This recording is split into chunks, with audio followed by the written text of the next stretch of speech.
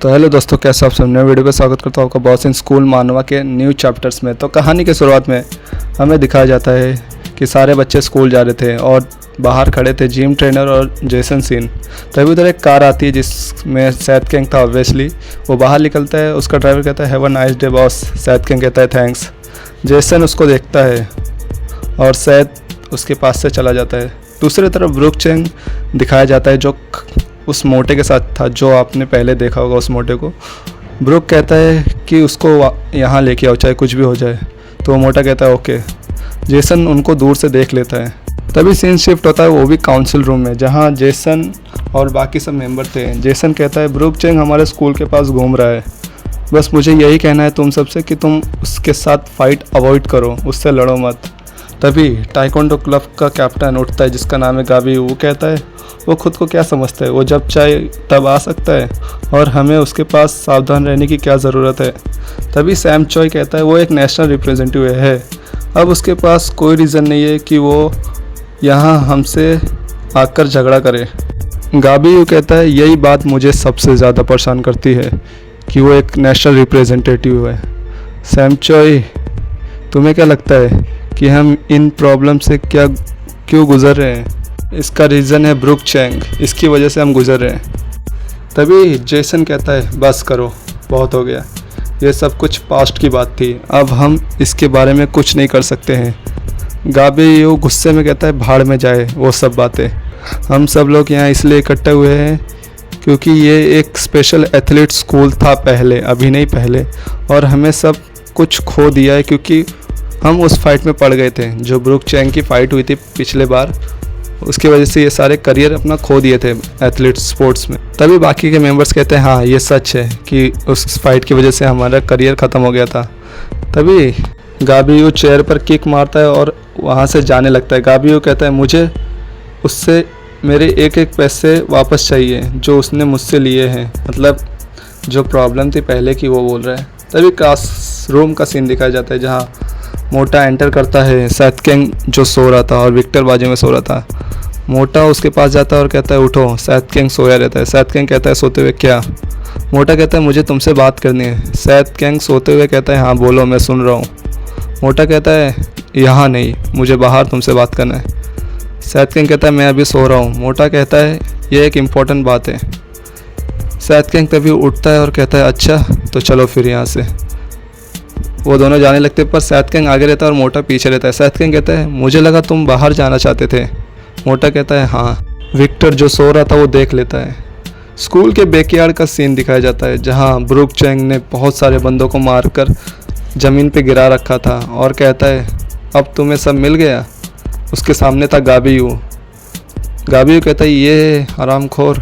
तभी वो एक टाइकोंडो किक मारता है सीधा ब्रुक चैंग के ऊपर, लेकिन ब्रुक चैंग उसको एक हाथ से ब्लॉक करता है और कहता है क्या बात है। और तभी ब्रुक चैंग उसका पैर को ग्रैब करता है और कहता है मुझे उम्मीद है तुमने प्रेयर कर ली होगी पहले से। तभी गाबियू को ब्रुक चैंग एक हाथ से उठा के ज़मीन पर पटक देता है और कहता है मुझे लगता है अब तुम चलने के लायक नहीं बचोगे। तभी वहाँ जेसन सीन आता है और कहता है रुक जाओ। ब्रुक उसको देखता है और कहता है कौन है? हाँ लगता है तुम प्रेसिडेंट हो। जेसन कहता है तुम यहाँ क्या कर रहे हो? तुम्हें इस स्कूल में से तो कोई दुश्मनी नहीं है, तो भी तुम यहाँ क्या कर रहे हो? ब्रुक चैंग कहता है हाँ बराबर, लेकिन मैं यहाँ एक नए लड़के से बात करने आया हूँ। जेसन कहता है यहाँ नहीं, अब और हंगामा नहीं मचा सकते तुम स्कूल में। ब्रुक चैंग कहता है कि हाँ मुझे लगता है कि तुम्हें कोई नहीं डरा सकता जेसन सीन, क्योंकि तुम एक रिच फैमिली से आते हो और तुम स्कूल के प्रेसिडेंट भी हो, लेकिन मैं ब्रुक चैंग हूँ और मैं किसी से नहीं डरता। जेसन सीन ब्रुक चैंग को देखते हुए कहता है मैं अब और स्कूल को मुश्किल में नहीं डाल सकता तुम्हारी वजह से, तुम अभी यहाँ से चले जाओ। तभी वहाँ आता है सैद कैंग और वो मोटा। सैद ब्रुक चैंग एक दूसरे को देखते हैं। सैद कैंग कहता है अरे वाह ये तो वही बच्चा है जिसको मैंने बचपन में देखा था। तभी ब्रुक चैंग गुस्से में आगे बढ़ता है पंच के साथ। सैद कैंग भी अपने पंच को ग्रिप करता है। तभी जेसन ब्रुक चैंग को रोकता है। ब्रुक चैंग कहता है ओह अगर तू हट जाए यहाँ से, अगर तुझे मरना नहीं होगा तो। जेसन कहता है मैंने तुम्हें कितने बार मना किया कि तुम्हें स्कूल में फ़ाइट नहीं करनी है ब्रूक स्माइल करता है और कहता है तू छोटे हरामखोर। और वो एक पंच मारने वाला था जेसन को, लेकिन तभी सैथ किंग जेसन को साइड करता है और कहता है मुझे लगता है ये मेरे लिए आया है। वो ब्रूक को कहता है। जेसन कहता है अगर तुम दोनों ने हंगामा मचाया तो। तभी सैथ किंग उसकी बात काटते हुए कहता है ऐसा यहाँ कुछ नहीं होगा। सैथ किंग ब्रूक के सामने खड़ा होता है और कहता है क्या हम लोग जिम में फ़ाइट कर सकते हैं, क्योंकि यहाँ बहुत सारे लोग हैं। सैथ आगे बोलते हुए कहता है और हम ग्लव्स पहन के रिंग के अंदर फाइट करेंगे बिना रूल्स के, मुझे फ़र्क नहीं पड़ता चाहे कुछ भी हो जाए। ब्रूक चैंग कहता है ओ। सैथ किंग कहता है क्या तुम्हें गुस्सा आ रहा है क्योंकि मैं तुमसे नहीं डर रहा। ब्रूक कहता है बकवास है ये सब। सैथ किंग आगे कहता है क्या तुम्हें मैं ऐसा लगता हूँ जो फाइट से डरता है। ब्रूक चैंग और जेसन सिन दोनों देखते रहते हैं सैथ को। सैथ जेसन को कहता है चिंता मत करो, ये फाइट एक स्पोर्ट्स की तरह होगी। सैथ किंग आगे कहता है चलो फिर अब हमें कहाँ जाना है। सीन शिफ्ट होता है स्कूल में, जहाँ हंगामा मच चुका था स्कूल में कि एक फ़ाइट होने वाली है। सब लोग क्रेज़ी हो रहे थे और बोलते हैं कहाँ हो रही फाइट। तभी हमें दिखाया जाता है योनजिन हाई स्कूल बॉक्सिंग जिम, जहाँ सैथ और ब्रूक दोनों आमने सामने रिंग के अंदर खड़े और उनके अगल बगल पूरे स्टूडेंट्स भरे पड़े हैं जो उनकी फ़ाइट देखने आए हैं।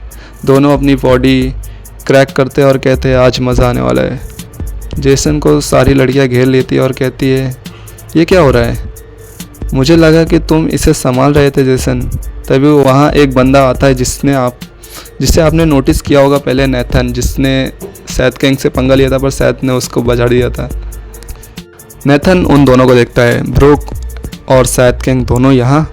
तभी वहाँ आता है जिम ट्रेनर और कहता है रुक जाओ सब लोग। सारे बंदे शॉक, स्टूडेंट शॉक। ब्रूक और सैथ दोनों साथ में देखते हैं। जिम ट्रेनर आता है और कहता है ये सब जेसन की गलती है, और वो एक हाथ मारता है रिंग में और कहता है ग्लव्स उठा के, तुम फाइट करते समय ग्लव्स पहनने हैं क्योंकि फ़ाइट में ये ज़रूरी है, और मैं रेफरी हूँ और अब तुम लोग अंडर हो MMA रूल्स के। यहाँ 3 राउंड्स होंगे, टोटल 3 मिनट्स पर राउंड होंगे। सैथ स्माइल करता है। क्लास सीन दिखाया जाता है जहाँ एक बंदा आता है और कहता है तुम लोगों ने सुना वहाँ पर फाइट होने जा रही है ब्रूक चैंग और से जो न्यू लड़का आया है उसकी। तभी सोफिया कहती है, कुछ नहीं कहती, शॉक। विक्टर कहता है, विक्टर भी उठ गया था और विक्टर कहता है क्या ब्रूक चैंग। तभी दोनों कैरेक्टर फेस टू फेस खड़े होते हैं, यानी आमने सामने खड़े होते हैं। तभी जिम ट्रेनर कहता है तुम्हें याद है ना ये एक स्पोर्ट्स है। सैथ कहता है हाँ मुझे याद है, लेकिन मैं इस बंदे से एक सवाल पूछना चाहता हूँ। सैथ किंग ब्रूक चैंग से कहता है क्या तुम ऐसा इसलिए कर रहे हो क्योंकि मैंने तुम्हें एक बचपन में घूसा मारा था। तभी ब्रूक चैंग कहता है ये सिर्फ एक बार था जब मैं किसी टाइम एक फाइटर से हारा था।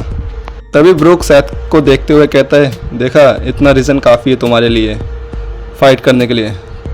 तभी जिम ट्रेनर कहता है चलो फिर स्टार्ट करो। बेल बजती है और दोनों एक दूसरे के सामने होते हैं। तभी ब्रूक जो एक रेसलर की तरह सैथ किंग को झपटने आता है, लेकिन सैथ किंग उसको डॉच करता है। फिर तभी सैथ ब्रूक के हाथ को ग्रैब करता है और उसका नेक यानी गर्दन पकड़ के उसको नीचे करता है और उसके पेट में घुटना मारता है सीधा, जिससे ब्रूक की हालत ख़राब होने लगती है। उसके मुंह से थूक निकल जाता है, लेकिन यहाँ सैथ किंग रुकता नहीं। तभी सैथ एक पंच मारता है उसके गर्दन में और उसको ज़मीन में चिपका देता है।